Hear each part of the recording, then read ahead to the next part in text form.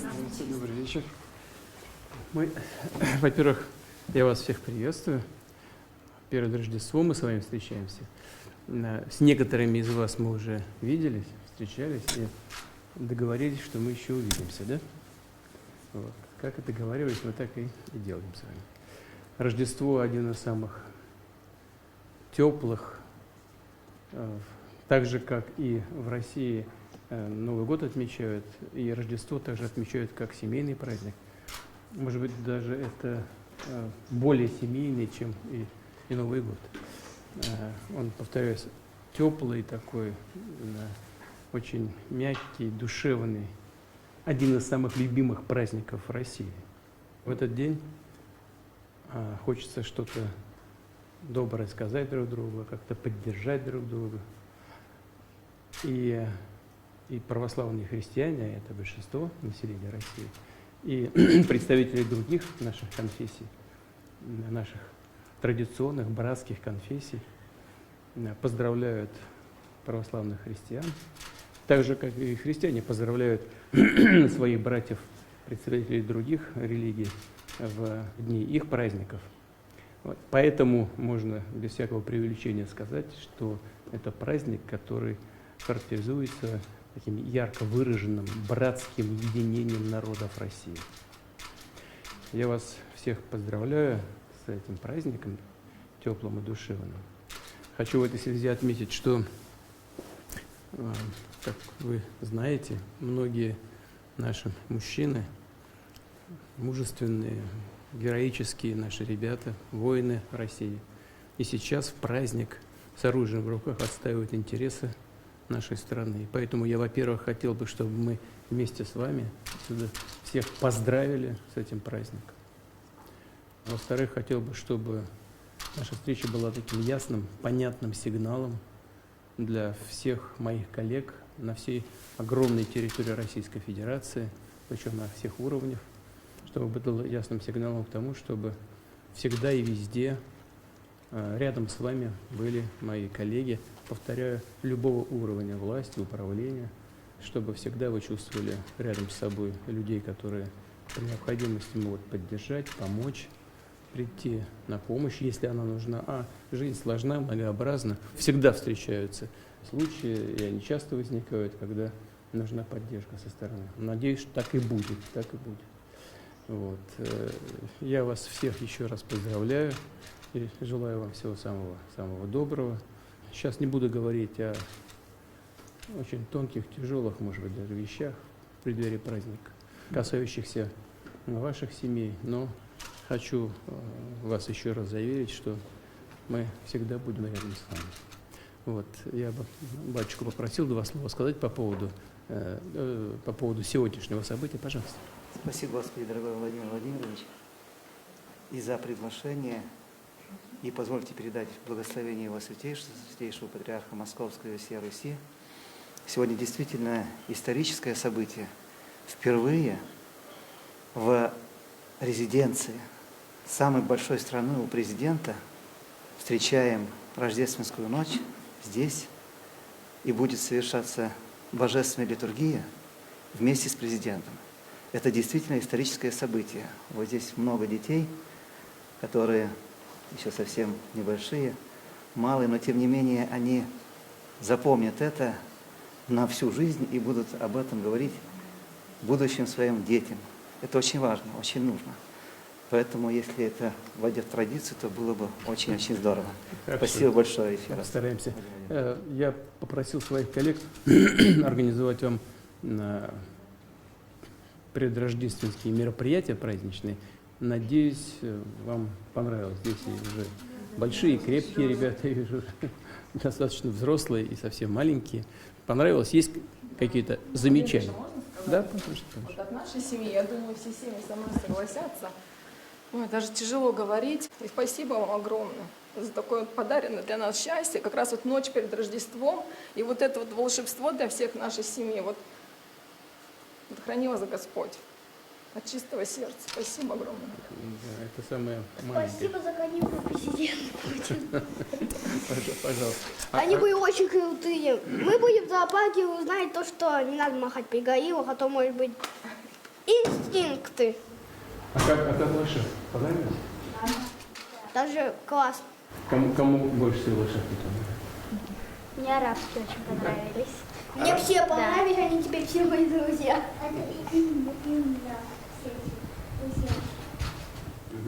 А вы сами никто не прокатился? на лошадке?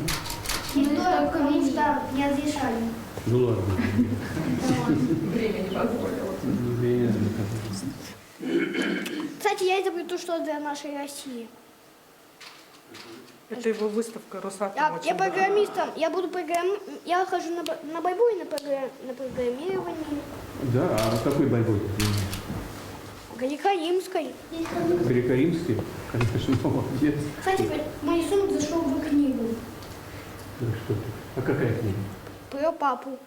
Потому что мой папа герой России, он отдал свою жизнь за всех нас и за Родину. Приглашаем на презентацию книг. Когда будет время, приходите.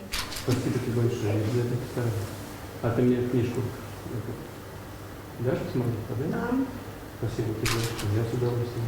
Нас просто самих на нее пригласили. Кстати, мы с мамой не могли позволить тебе эти каникулы, потому что мама очень много работает, у нее нет времени, и она бесконечно платит ипотеку. Ага. Ипотеку платишь?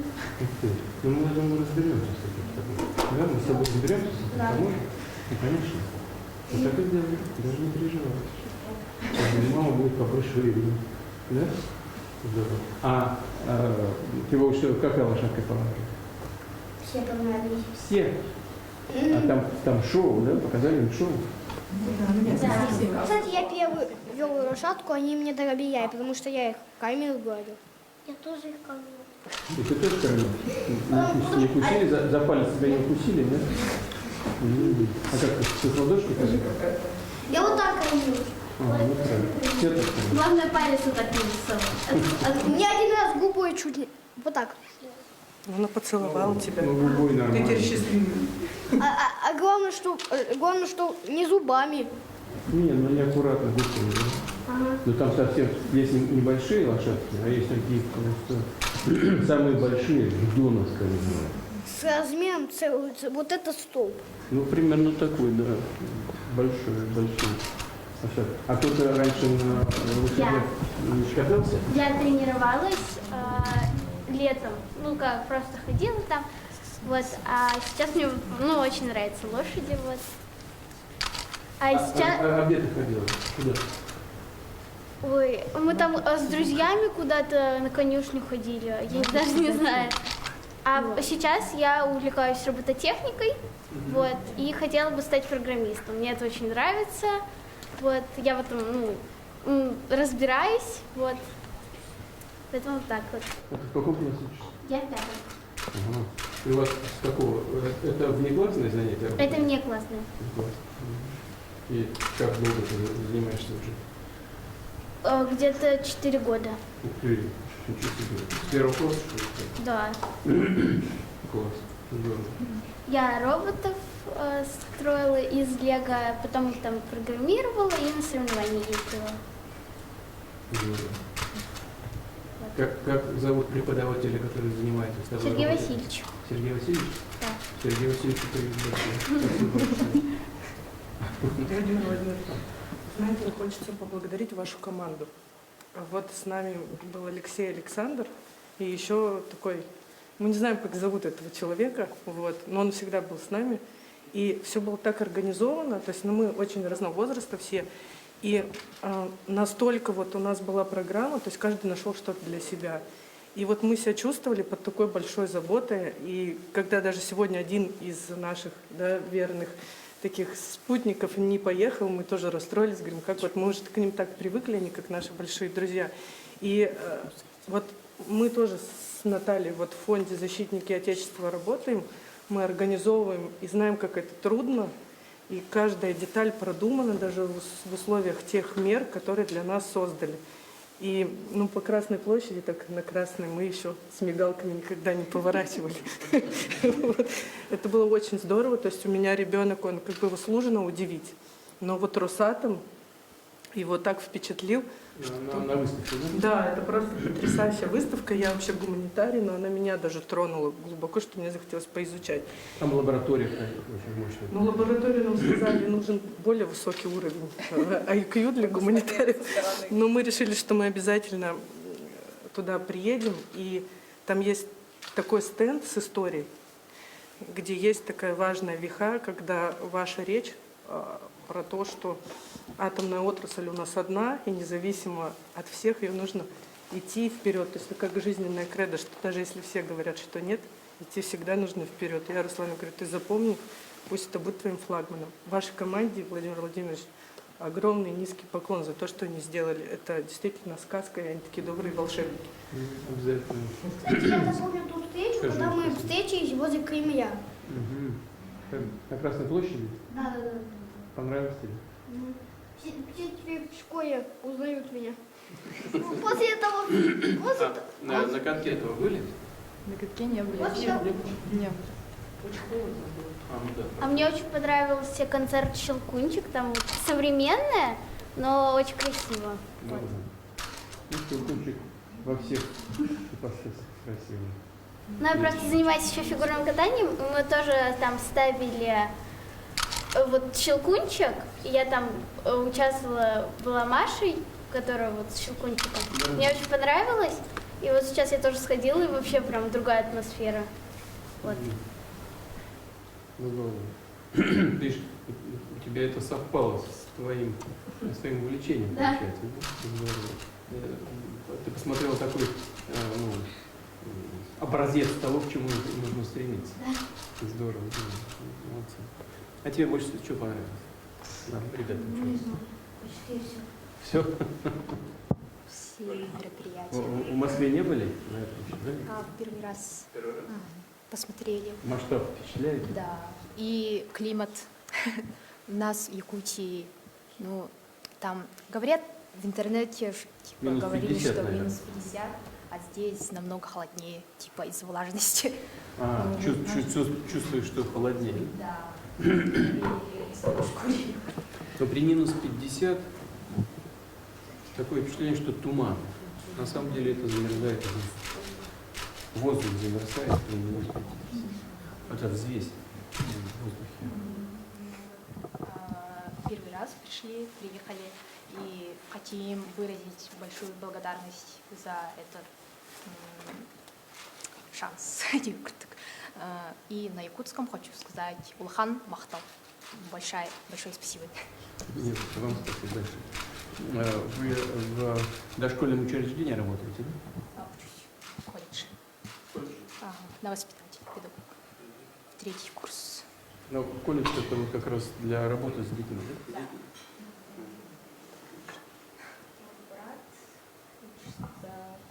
В 5 классе. В 5 классе. Ариша. Ну, скромная такая, как принцесса. Класс гувернант.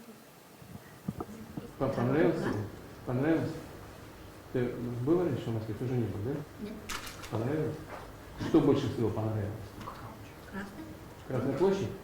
Ну, конечно, там красиво. Очень красиво.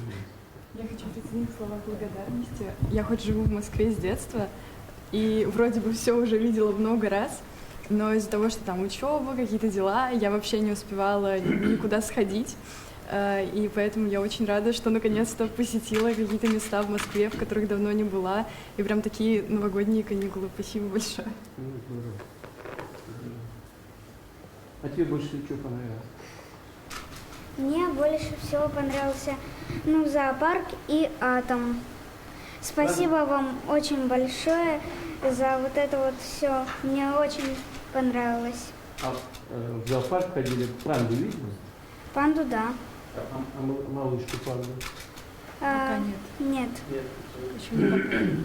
Появилась маленькая панда. Да, мне сказали, что еще пока нельзя ее смотреть, потому что она там с мамой находится. Да, ну, холодно. Холодно. А большим ребятам как? Золотой запас. Прекрасное Прекрасная вещь. Очень приятно наблюдать такое в пределах Кремля. Под таким количеством безопасности, охраны. Хорошо. Хорошо живем, будущее есть. А вы где учитесь? Я МГУ заканчиваю, философский факультет. Заканчиваете сейчас? Ну вот полгода. В мае. Какой Диплом. Философский. Мне больше искусство. Философия — это наука? Нет, философия не наука. И не искусство. Нет, философия это наука. А что это? Философия это фронтир, это граница знаний. Такая передовая знание. Наука, она, так сказать, обрабатывает, а философия делает прорывы. Она говорит о том, чего еще пока люди не смогли, значит, открыть с помощью научных теорем, как-то это развить. О таких вещах, которые пока еще за пределами вот такого привычного, научного, понятного знания. Вот. По-моему, прекрасная вещь. Да, очень интересно. Я думаю, Очень многообразное, да, и комплексное такое знание, которое охватывает все. Владимир Владимирович, а насколько я знаю, у вас, кажется, любимый философ Бердяев. Один из... А кто еще? Ну, это русский мыслитель. Есть ли такие, как Кант, допустим? Много людей, которых стоит почитать и постараться проникнуть в то, о чем они думали и как они думали. Это критического разума это сложно, да? Нетривиальная задачка. И что вы собираетесь потом делать? Ну, для начала магистратура, а потом как-то пытаться реализовывать философию, как-то работать на благо страны, но опять же, я честно не знаю точно, где философы в России работают, вот. Но я был бы рад, если вы мне сообщили. На факультете говорят, что работают на факультете. Это подход философа. Хорошо, подумаем. А у вас? Я с факультета физики, высшей школы экономики. Занимаюсь физикой, работаю в лаборатории. Вышки, да? Да, вышки. И планки. Планы, ну, заниматься российской наукой.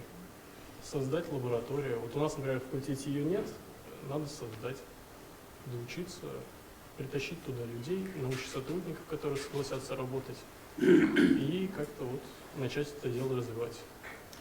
А у вас как-то вы имели отношение к грантовой поддержке? Там, понимаете, такое дело, чтобы не называть фамилии, я скажу проще, там изначально был грант, была идея создать лабораторию, но потом так сложилось обстоятельства, что ни грант, ни лабораторию не создали. А по результату все научные сотрудники наши, они полностью не приписаны к вышке, потому что они все действующие ученые, нужно работать, они работают в РАНовских институтах. Но по правилам вышки они не могут, не будучи там преподавателями, находиться на ставке. Получается, что они и не там, и не там. Поэтому Это лабораторию... технические сложности с получением гранта. Ну, да, есть. Давайте я с Курченко переговорю с Андреем Александровичем. Будет очень здорово. Чтобы он поискал решение. Это чисто такой бюрократический Мы вопрос. вот пытаемся как раз выйти, но пока что-то не успеваем написать. Я попрошу его, он найдет. Хорошо? А Борис еще хотел что-то сказать. Да? Да? Что это?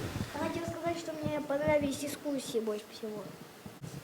Пользуясь такой возможностью, я искренне считаю, что у нас семьи у всех ушедших, семьи героев, и каждый здесь достоин находиться, но у нас есть определенные препятствия, но есть и у нас с сыном, есть еще женщины, мамы, то есть Дмитрий, вот наш с сыном самый дорогой человек, который ушел в мае, вот, у него была куча ребят, и они тоже ушли, остались их мамы, у кого-то они были единственными и жены.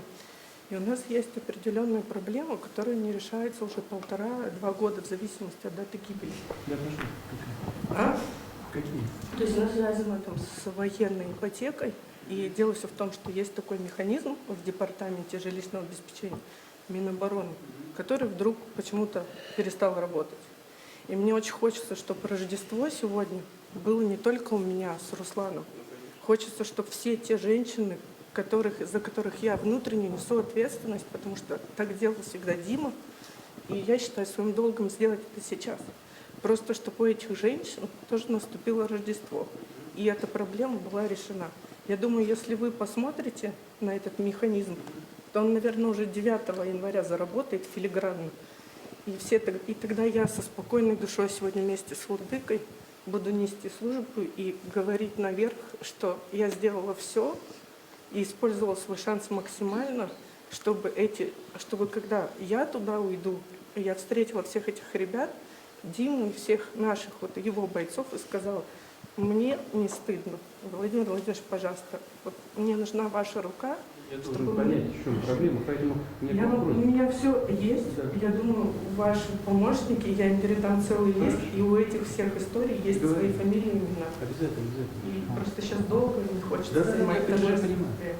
Ну, если вас тем более подготовили, вы же, я так понял, в фонде работаете? Я работаю в фонде, я занимаюсь общественными проектами, но в связи с тем, что Тамбовская бригада, она, получается, Дима был начальник штаба, и все ребята вокруг него были подчиненные. То есть я в основном тесно соприкасаюсь с узкими проблемами. Их несколько, их 3 самых проблемных. А с остальными мы справимся, но с 3 без вас нет. И еще один маленькая прям секундочка. У нас появился в этом году квартал наставников.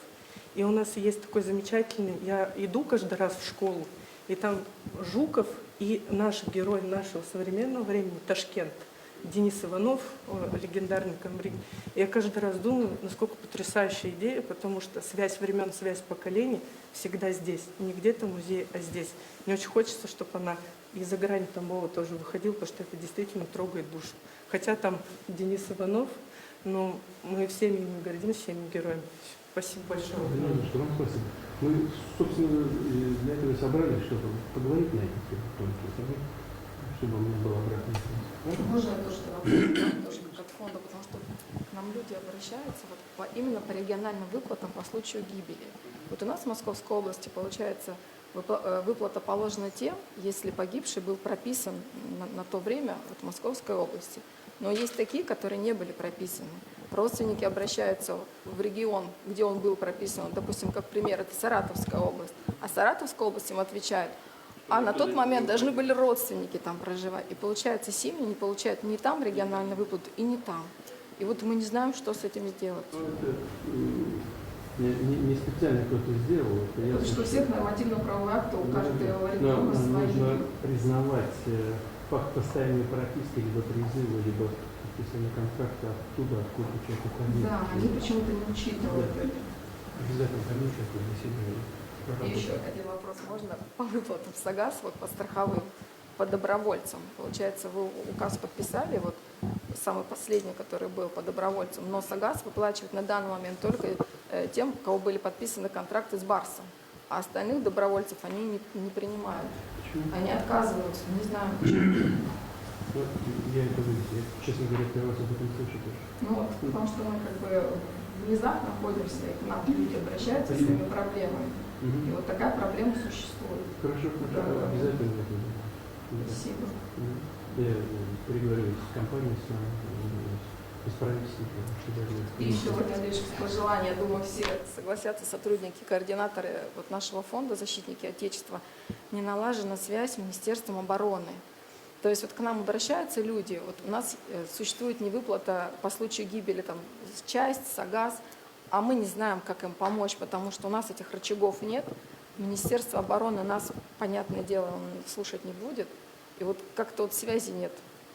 Вот хорошо было бы, если как-то было налажено. Как-то ускорить вот эти моменты. Я обязательно с министром переговорю, но планировать, не знаю, сейчас в каком состоянии, планировали мы внести изменения даже в устав вашего фонда с тем, чтобы вот это была обратная связь, чтобы вы определяли качество тех услуг, которые предоставляют люди, чтобы эта информация к вам автоматом приходила, а вы имели бы возможность влиять на этот процесс. Вот, а мы, да, мы не влияем, и это очень сложно. У нас есть такие семьи, не знаю, может это говорить или нет, которые там по 6 месяцев прошло по случаю гибели, и они до сих пор не получили выплат, кроме региональных. Вот региональные выплаты, они мгновенно приходят у нас.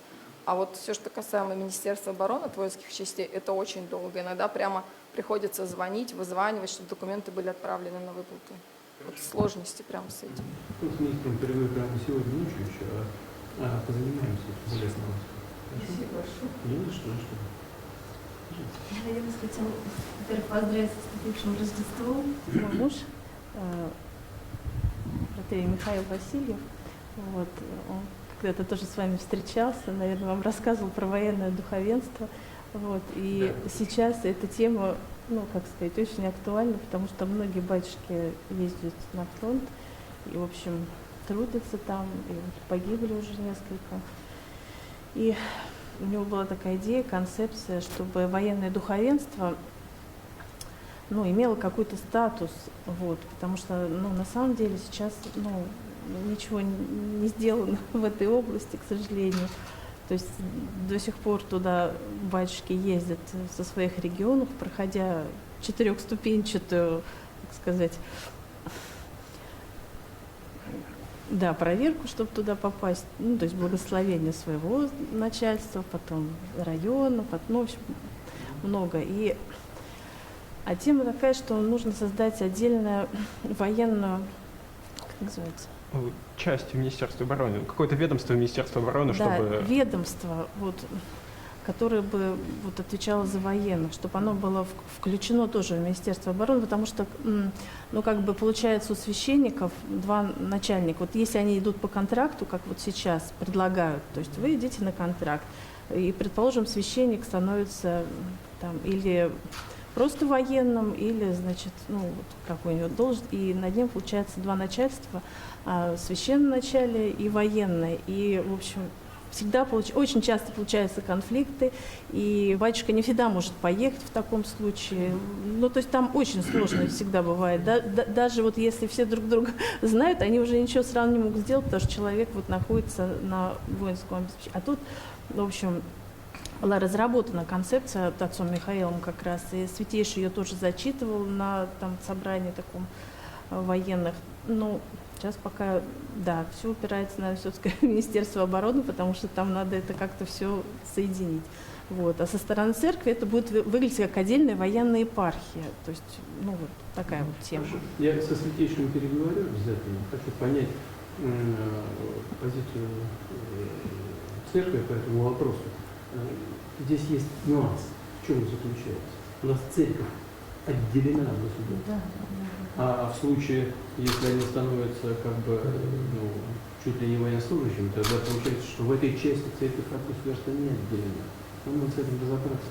Тут речь не только про то, что это целенаправленно для православных христиан, тут речь про то, что это не только для православных, тут речь про то, что это... А это не исключает того, что я сейчас сказал. Это не снимает проблем отделения церкви от государства.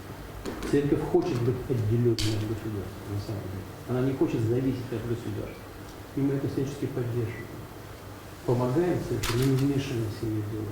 Как только батюшка становится частью военного механизма, в любом качестве, возникают другие правоотношения. Но тем не менее, я понимаю, о чем вы говорите. Ну, обязательно я с патриархом это проговорю, ну и с администрацией, с Министерством обороны. То есть нужно гарантировать какие-то социальные права священников, которые рискуют своей жизнью. Ну, это важно. Вот. Значит, я предлагаю сейчас вам спокойненько перейти в соседний зал, а потом через 10 уже на службу. И там, я не знаю, как маленькие смогут там сколько постоять, сколько смогут. В завершении уже Рождество скоро. Давайте я посчитаю.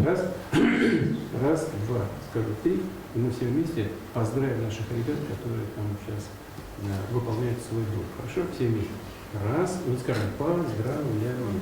Раз, два, три. Поздравляем!